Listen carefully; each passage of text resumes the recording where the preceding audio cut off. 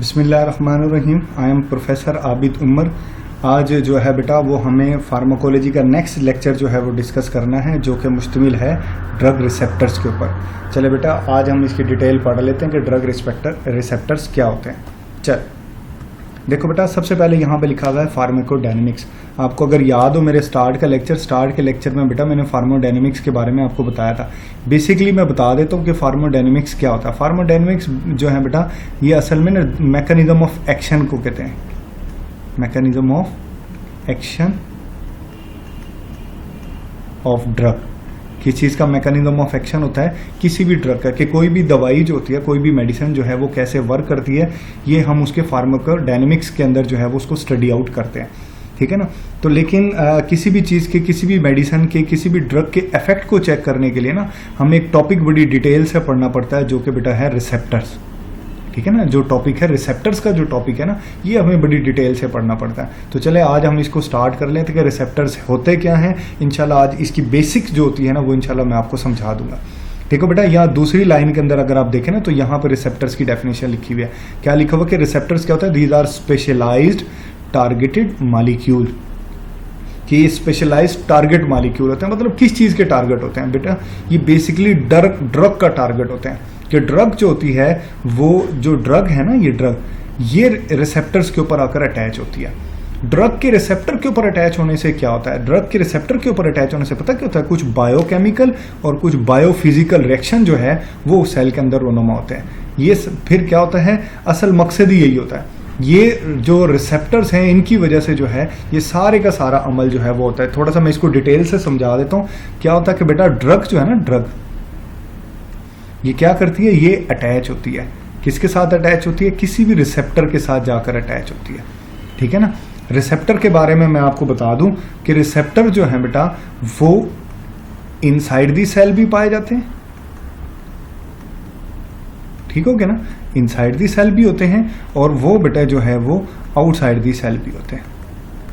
Outside the cell.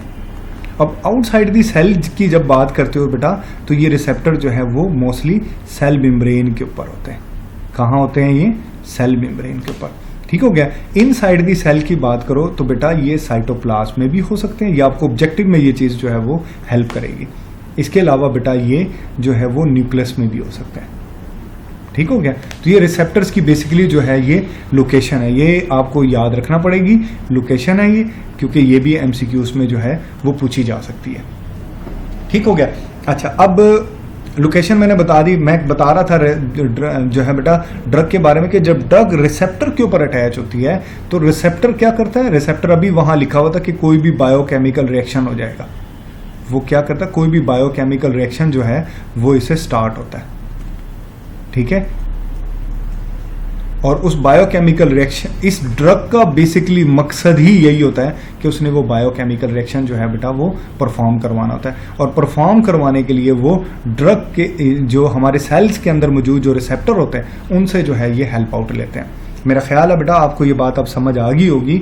फिर भी अगर आपको नहीं समझ आ रही है तो आप मुझसे जो है बेटा ये पूछ सकते हो, क्वेश्चन पूछ सकते हो। आप इसमें से बिल्कुल आप अपने क्वेश्चन जो है वो पूछें। चलें आगे चलते हैं।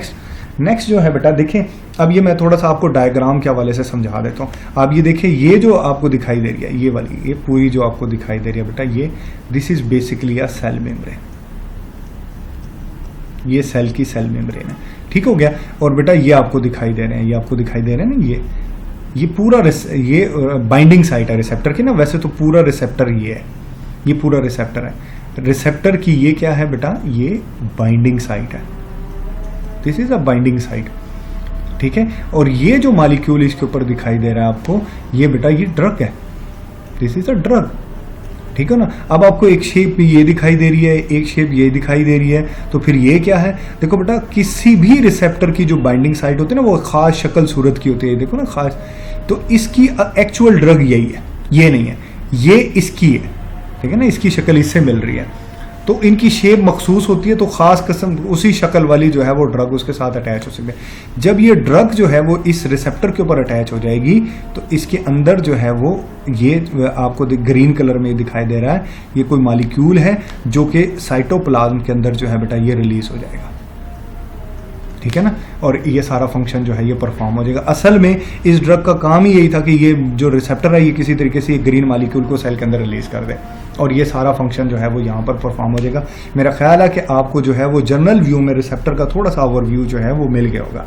चलें आगे चलते हैं। कितनी टाइप के रिसेप्टर होते हैं, कौन कौन से फैमिलीज है रिसेप्टर्स की, वन बाय वन जो है बेटा वो हम उसको डिस्कस कर लेते हैं। सबसे पहले है बेटा लाइगेंड गेटेड आयन चैनल। अब ये लाइगेंड गेटेड आयन चैनल क्या होते हैं, चलें इसको भी हम थोड़ा सा देख लेते हैं। मैं इसको डायग्राम की शक्ल में आपको समझाता हूँ, आपके लिए समझना थोड़ा सा आसान हो जाएगा। देखो बेटा ये आपको दिखाई दे रहा है, दिस इज अ लाइगेंड,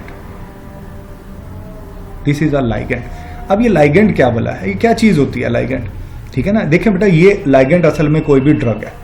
अब ये आप देख सकते हो दोबारा से ये सेल मेम्ब्रेन है, again this is a cell membrane, this is a cell membrane,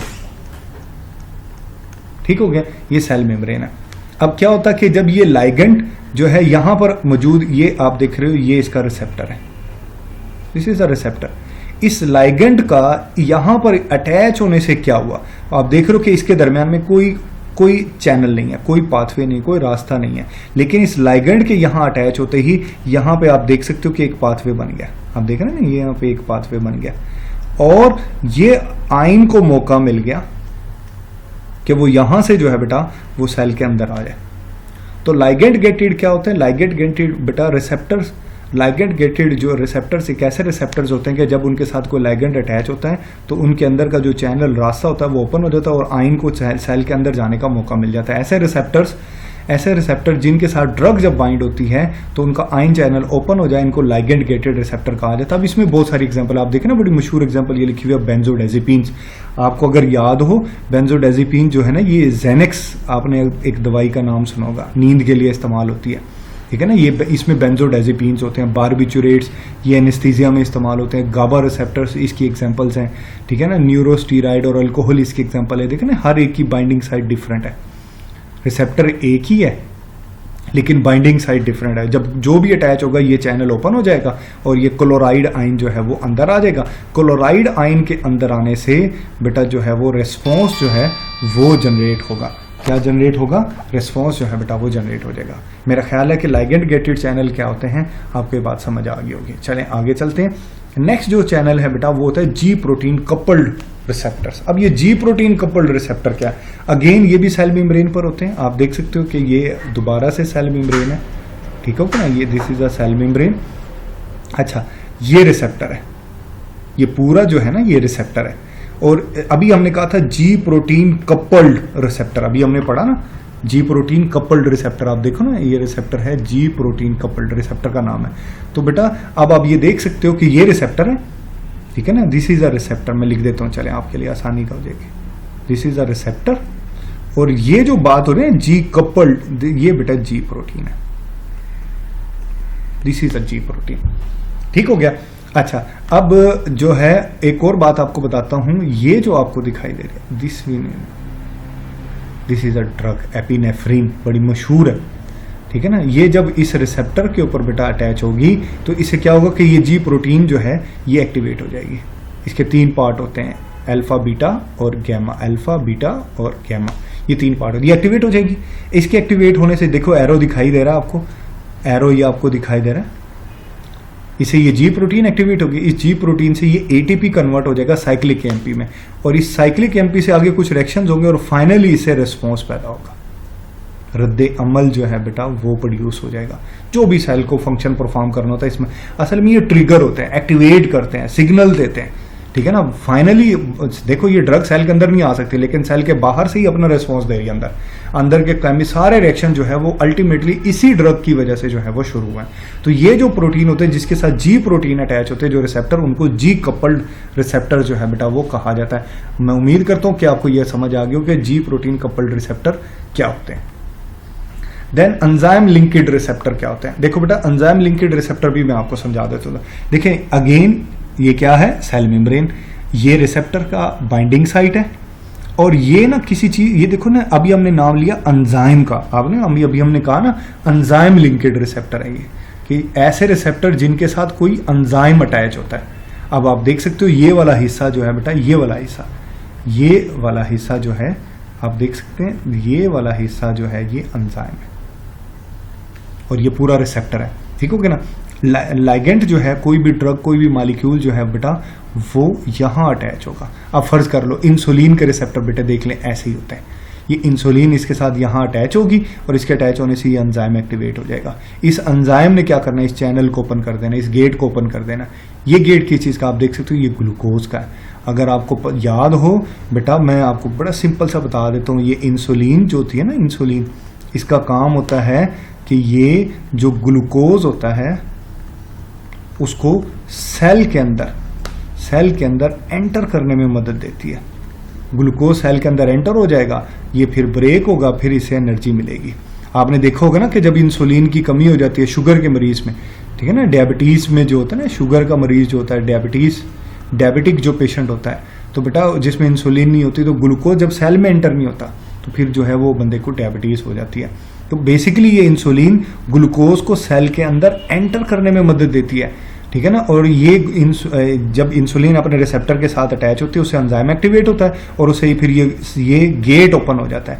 इस गेट के ओपन होने से ही ग्लूकोज अंदर आता है और फिर ग्लूकोज इस्तेमाल हो जाता है। मतलब इंसुलिन ग्लूकोज को इस्तेमाल करने में हेल्प कर रही है।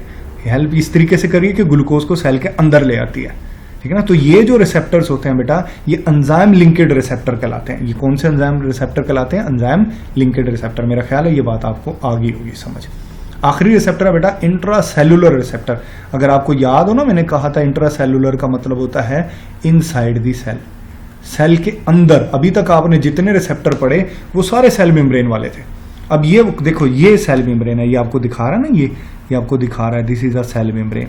अब ये हार्मोन सेल मेम्ब्रेन को क्रॉस करके अंदर आ गया, ये अपने रिसेप्टर्स के साथ साइटोसोल में अटैच हुआ, इसने न्यूक्लियस के अंदर गया, न्यूक्लियस के अंदर जाके इसने डीएनए को एक्टिवेट कर दिया और डीएनए से फिर क्या बना, एक एमआरएनए बन गया।